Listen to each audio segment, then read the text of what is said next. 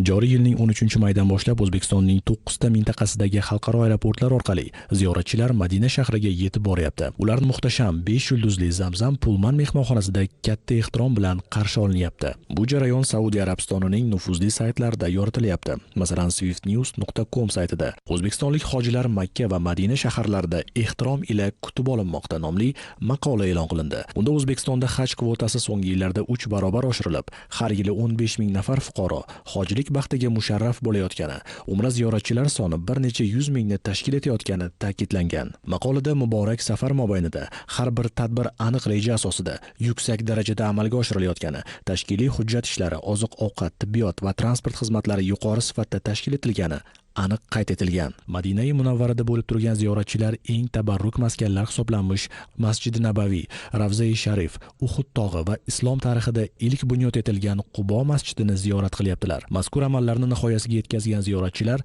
navbat bilan umra amallarini ado etish uchun Makka-i Mukarramaga yetib boryapti. Bo'lg'usi hojilar muqaddas shahardagi eng yaxshi mehmonxonalarda yuqori saviyada kutib olinmoqda. Hayyakumulloh al-ikhwa al-muslimin min O'zbekiston. O'zbekistonlik hojilar, yurtimizga xush kelibsiz. Sizning tashrifingiz sababli Makka-i Mukarrama yanada nurga to'ldi. Zero siz azizlar Alloh taoloning mehmonisiz.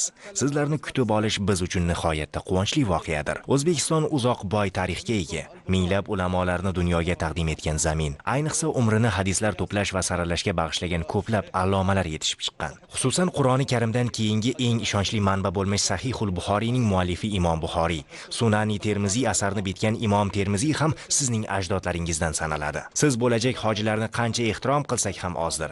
Albatta mo'minlar bir-biriga do'stdir. Biz o'zaro hamjihat birodarlarmiz. So'nggi yillarda ikki davlat orasidagi aloqalarning tobora rivojlanib borishi ham bunga yaqqol dalil bo'ladi. Alloh taolo hojilarning qiladigan barcha ibodat va solih amallarni qabul etsin.